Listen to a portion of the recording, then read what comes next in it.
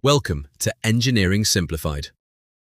What if you could store electrical energy without any chemical reaction at all? Nothing to wear out, nothing to degrade the same way a battery does. That's exactly what a capacitor does. Let's find out how. At its simplest, a capacitor is just two conductive plates facing each other, separated by a thin insulating layer called a dielectric.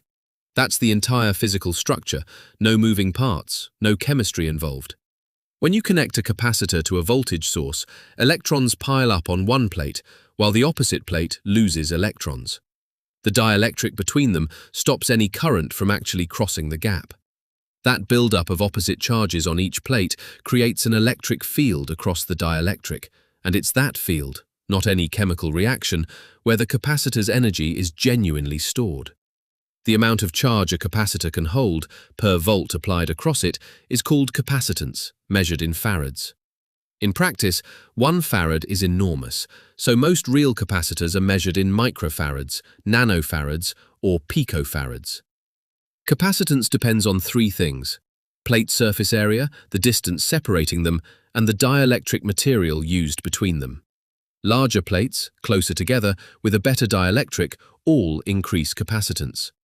That's why capacitor designs vary so much. A tiny ceramic capacitor on a circuit board and a large electrolytic capacitor in a power supply are built completely differently, just to hit different capacitance values. If you're enjoying this, like, comment and subscribe, and check out the other Engineering Simplified playlists. Back to the maths. A capacitor doesn't charge instantly. When voltage is first applied, current rushes in quickly, then tapers off as the plates accumulate charge and the voltage across the capacitor rises to match the supply. This charging behavior follows a predictable curve, governed by what's called the time constant, the product of resistance and capacitance in the circuit, often written simply as RC. After one time constant, a capacitor reaches roughly 63% of its final charge. After 5 time constants, it's considered essentially fully charged, a pattern engineers rely on constantly when designing timing circuits. Discharging works the same way in reverse.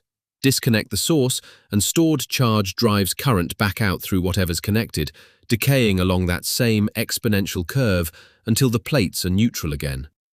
There are several common capacitor types, each suited to different jobs.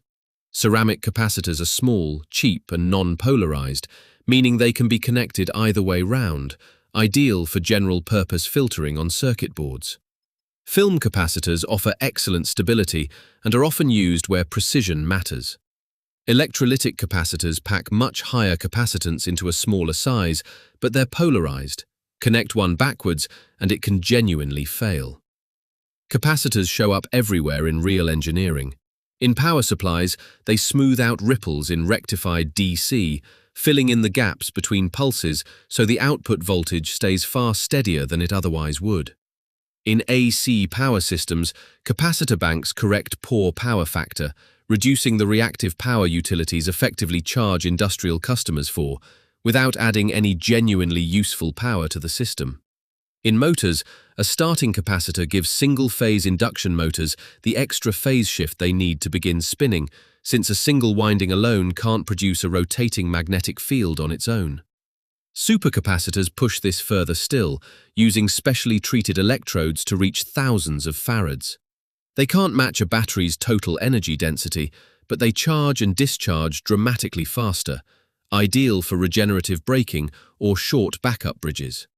The common mistake people make is assuming a capacitor works like a small battery, storing energy the same chemical way. It doesn't, which is exactly why capacitors charge and discharge so much faster than batteries do. That speed comes at a cost. For a given size, a capacitor generally stores far less total energy than a battery, which is why it's used for quick bursts of power, not long-term storage. So remember, a capacitor stores energy purely in an electric field between two plates. Its capacitance depends on plate area, spacing, and dielectric, and charging always follows that same predictable RC time constant curve. From smoothing power supplies to correcting power factor to starting motors, capacitors are quietly doing this same basic job everywhere. storing and releasing an electric field fast, reliably, and without a single chemical reaction.